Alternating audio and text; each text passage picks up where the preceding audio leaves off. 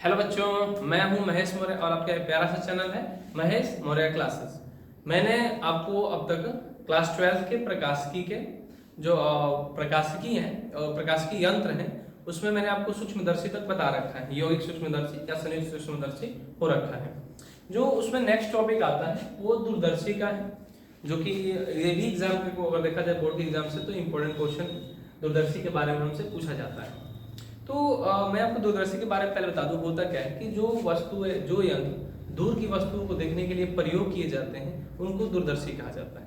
जैसे चंद्रमा हो गया, सूरज हो गया, या इससे भी ज़्यादा 2-3 किलोमीटर तक देखा जाता है और जिस यंत्र का प्रयोग करके देखते हैं वो दूरदर्शी होता है। ठीक, अब दूरदर्शी में कुछ सूक्ष्मदर्शी जैसा ही है, ज़्यादा अलग नहीं, बस थोड़ा सा स्ट्रक्चर में इसका अंतर आता है। जैसे स्ट्रक्चर में इसका अंतर क्या आता है कि हमारे पास इस टाइप से एक नली होती है, इस टाइप का एक नली होता है, थोड़ा सा बड़ा नली होता है, और इसके अब इस वाले हिस्से पे बड़ा लेंस होता है, इस वाले पे। ठीक, जैसे सूक्ष्मदर्शी में बड़ा लेंस पीछे था नेत्रिका के लिए, तो इसमें ये वाला लेंस बड़ा हो जाता है और जो ये वाला लेंस होता है ये लेंस छोटा हो जाता है। ठीक, इस लेंस को कहते हैं सीई यानी कि नेत्रिका लेंस, इसको नेत्रिका लेंस कहते हैं, और इसको अभिदृश्यक लेंस कहते हैं। ठीक, ये अभिदृश्यक लेंस होता है। अभिदृश्यक लेंस का मतलब होता है कि जिस पर वस्तु का प्रतिबिंब बने, जिस पर वस्तु का मतलब वस्तु जिस पर फोकसित हो उसे अभिदृश्यक कहते हैं, और जो आंख के पास जो लेंस लगा रहता है उसको नेत्रिका लेंस कहते हैं। ठीक, वो सीई है और ये वाला जो हिस्सा है ये सी नॉट है। अब देखिए इसमें होगा क्या। तो मान लेते हैं सेम कंडीशन है, जब कोई वस्तु आपसे बहुत ज्यादा दूर होगी और ये जो दूरदर्शी होता है कुछ इतना बड़ा होता है आकार में, इतना सा होता है, इससे छोटा भी हो सकता है। ठीक, तो जब हम किसी दूरस्थ वस्तु को देखते हैं, ज्यादा दूर वाली वस्तु को देखते हैं, तो हमारी आंख जो उस पर कोण बनाती है उसको हम अल्फा कहते हैं। तो सोचिए जब इसकी सहायता से भी देखेंगे, मान लीजिए कि हम सिंपल आंख से ऐसे देख रहे हैं दूर वाली वस्तु को, तो हमारा कोण अल्फा बन रहा है, अल्फा बन रहा है। ठीक, लेकिन इसको भी इस लेंस में जब लगा के देखेंगे तो कुछ वस्तु दूरस्थ ही नजर आएगी, बस वो थोड़ी बड़ी हो जाएगी। ठीक है, कार्य उसका बड़ा कर देगा, लेकिन उस जो दूरी होगी वो उतनी ही समझ में आती है। तो इसमें होता है क्या, दूरदर्शी सूक्ष्मदर्शी क्या है कि छोटी वस्तु उसको बड़ा करके दिखाएगा। दूरदर्शी काम क्या है, थोड़ा सा अलग है। छोटी वस्तु वो अनंत वाली वस्तु को पास लाता है और पास लाके तब उसका आकार बड़ा बनाता है। नहीं समझ में आया? जैसे बहुत दूर की वस्तु रखी होती है, तो इस लेंस का काम होता है कि वो उस वस्तु का प्रतिबिंब पास में बनाए, उस वस्तु का प्रतिबिंब पास में, कहीं इधर नहीं बनाए, और जब उसका प्रतिबिंब बनता है तो इसकी वजह से उसका बड़ा प्रतिबिंब बना दिया जाता है। यानी कि दूरस्थ वस्तु को पहले पास करते हैं और पास हो जाने के बाद तब हम इसका प्रतिबिंब बना लेते हैं बड़ा सा, और वो वस्तु हमें साफ साफ दिख जाती है। ठीक, अब इसमें होता क्या है कि जब हम वस्तु को दूर से देखते हैं, दूर देखते हैं, जो दूरस्थ वस्तु होती है, तभी हमारा कोण अल्फा ही माना जाता है। और जब इसको लगा करेंगे तो इसका काम क्या है कि दूरस्थ वस्तु को पास दिखाएगा, लेकिन उतना बड़ा नहीं करेगा। उसका काम क्या होता है, बस दूरस्थ वस्तु को पास ला दे, पास। और जब पास लाएगा, सोचिए कुछ पास लाएगा, पास लाने का काम कर रहा है, तो जो पास लाएगा तो उसका आकार बड़ा नहीं होगा, बस वो पास लाने का काम करता है, आकार बड़ा ही करता है। तो इसकी वजह से वस्तु हमें उतनी दिखती है, उतनी बड़ी दिखती है, उससे छोटी भी दिख जाती है, मतलब कि आकार छोटा या बराबर भी दिखा देता है। ठीक, लेकिन ये उसका आकार बड़ा नहीं करता। तो हम कह सकते हैं कि जब वस्तु हमारी ए बी इतनी बड़ी थी और आंख से जो कोण अल्फा बन रहा था इस तरीके से, डायरेक्ट बहुत दूर था ये, और आंख से जो अल्फा कोण बना है, ठीक, अल्फा कोण, और जब इससे बनाते हैं वस्तु को, इससे ही बनाते हैं, तो इससे भी अल्फा कोण ही बनता है, क्योंकि उसका काम क्या है, पास करना, बस आकार तो बड़ा करने वाला नहीं है, बस पास लाता है। तो इसकी वजह से भी जो कोण बनता है हम उसको अल्फा ही मान लेते हैं। जैसे कहने का मतलब है, समझिएगा थोड़ा ध्यान से, मान लेते हैं कि हमारे पास एक जो वस्तु है कुछ इस तरीके से, इधर कहीं वस्तु अनंत से आ रही है, ये वस्तु जो है अनंत से आई है, ठीक, इंफिनिटी से आ रही है किरणें किसी वस्तु से, और वस्तु हमारा मान लेते हैं कि ए बी है। ठीक, बहुत बड़ा है, दूर है, ए बी। तो जब इस सी नॉट से जब किरण निकलती है तो सी से जाने पर किरण सीधी निकल जाती है। ठीक, क्योंकि प्रकाशीय केंद्र से किरण जाती है तो सीधी सीधी निकल जाती है। लेकिन ये जो है ये थोड़ा सा तिरछा कट कर देता है इधर। ठीक, कहीं ना कहीं इसे इस तरीके से कुछ कट कर देता है इधर, और ये जो हिस्सा होता है, ये वाला हिस्सा जहाँ बनता है ये वाला प्रतिबिंब, ये हमारा F नॉट होता है इसके लिए। तो थोड़ा सा दिमाग क्या लगाना है कि जो बहुत दूर स्थान पर वस्तु रहती है उसका जो प्रतिबिंब बनता है इसकी वजह से वो इसके फोकस पर बनता है, क्योंकि उत्तल लेंस में वस्तु जब अनंत पर स्थित होती है तो वस्तु के अनंत स्थिर होने पर वस्तु का प्रतिबिंब फोकस पर बनता है। तो जो अनंत से किरण आ रही है इसका जो प्रतिबिंब बनेगा वो कहाँ बनेगा, फोकस पर बनेगा। किसके फोकस पर, इसके फोकस पर। और जो ये वाला लेंस है ये वाला हिस्सा ये किस प्रकार काम करता है, तो ये तभी काम करेगा और बड़ा आकार तभी देगा जब इससे बनने वाला प्रतिबिंब इसके फोकस और प्रकाशीय केंद्र के बीच आए। तो हम मान लेते हैं कि ये F नॉट इसकी वजह से ये अंदर होता है और जो इसकी वजह से फोकस होता है ये कुछ इधर होता है, यानी कि इसकी वजह से बनने वाला प्रतिबिंब इसके फोकस और प्रकाशीय केंद्र के बीच में आ जाता है।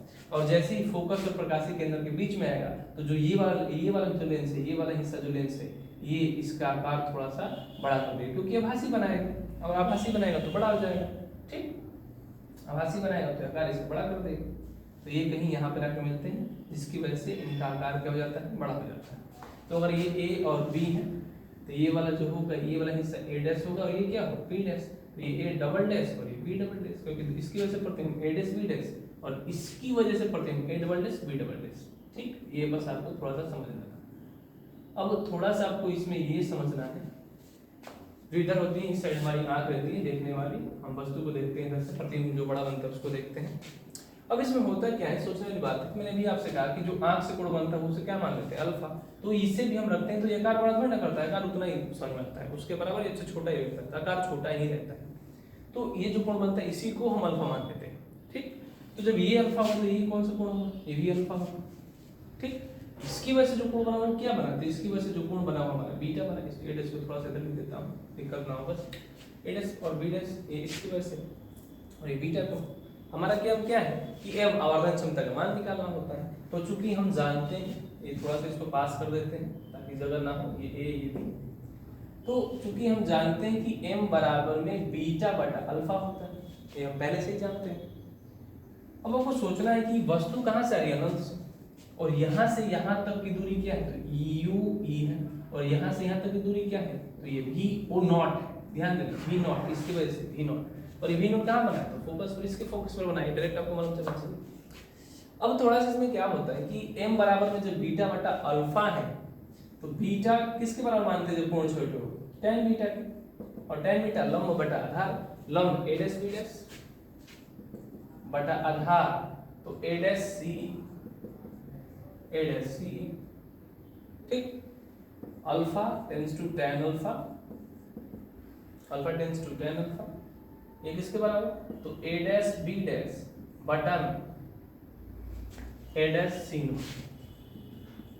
किसके बराबर, अल्फा ये लंब और ये आधार A डैश C। ये समीकरण 1 और ये समीकरण 2, M का मान हमें निकालना है। तो बीटा ऊपर यानी कि A डैश B डैश बटा A डैश C ये हुआ, और ये A dash B dash A dash C note, इससे ये खत्म। तो M बराबर में A डैश C नोट ऊपर और ये A डैश C नीचे, यह है हमारा M की वैल्यू। अब मान रखना है बस, आपको आंसर मिल जाएगा। A dash C note, A dash C note क्या है, तो वस्तु से बनने वाला प्रतिबिंब, इसकी वजह से क्या माना V नोट, यानी कि ये बना हमारा M बराबर में V नोट बटा A डैश C UE है, इसकी वजह से इधर है तो माइनस है, यानी कि माइनस के UE। लेकिन थोड़ा सा भी इसको बदल सकते हैं, जो ये V नोट बना है वो फोकस पर बना है, यानी कि यहाँ से यहाँ तक की दूरी क्या है, F नोट ही है, इसकी वजह से फोकस ये रहा और फोकस पर ही प्रतिबिंब बना है, यानी कि V नोट और F नोट कैसे हैं, बराबर है। तो हम कह सकते हैं कि V नोट और F नोट बराबर है, तो F नोट बटा माइनस के UE। ठीक है, वो प्लस का ये माइनस का लिख दिया, नहीं यार चलो ये हमारा आराम से हो गया। ठीक, अब इसमें कंडीशन शुरू होता है। कंडीशन क्या होता है, ये आपको काम में थोड़ा लिख के रखना है, इसे ध्यान देना है थोड़ा सा। देखिए जैसे समझना है थोड़ा सा।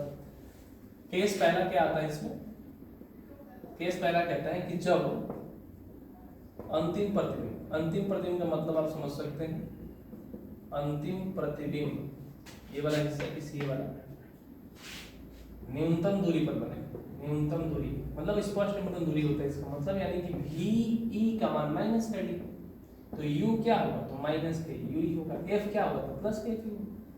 ठीक, यहाँ पर जो मैंने माइनस के यू ही लिखा है आपको डायरेक्ट भी वी नॉट बटा यू नॉट लिख सकते हैं। फिर मैंने कहा कि चूंकि हम जानते हैं कि 1 बटा एफ बराबर में 1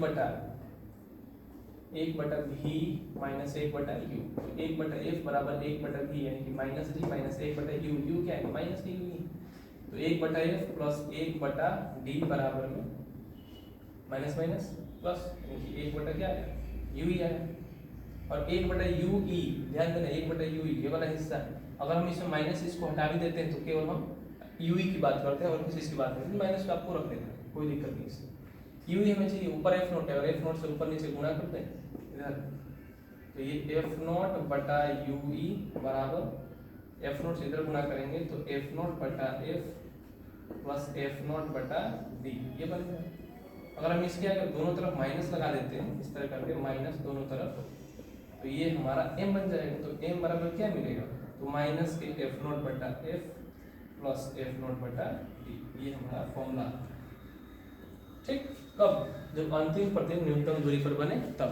एक और केस बनता है जब अंतिम प्रतिबिंब अनंत पर बने। ठीक, अनंत पर बनने के केस में हम v का मान क्या रखते हैं, v के मान तो इन्फिनिटी रखते हैं, u का मान क्या हो जाता है, तो u जब आप खुद सॉल्व करेंगे 1 बटा f बराबर में 1 बटा इन्फिनिटी माइनस 1 बटा माइनस के u, तो माइनस माइनस प्लस, तो 1 बटा f बराबर में 1 बटा u ही हो जाता है। ठीक, तो आप u में f नॉट से इधर गुणा करके आप m का मान निकाल सकते हैं। ठीक, तो ये था हमारा दूरदर्शी जो कि प्रकाशिकी यंत्र में मुख्य होते हैं दो क्वेश्चन, सूक्ष्मदर्शी यानी कि यौगिक वाला टर्म और दूरदर्शी वाला टर्म, दोनों ही टर्म इंपॉर्टेंट होता है, आपके पेपर में आने के चांस सबसे ज्यादा रहते हैं।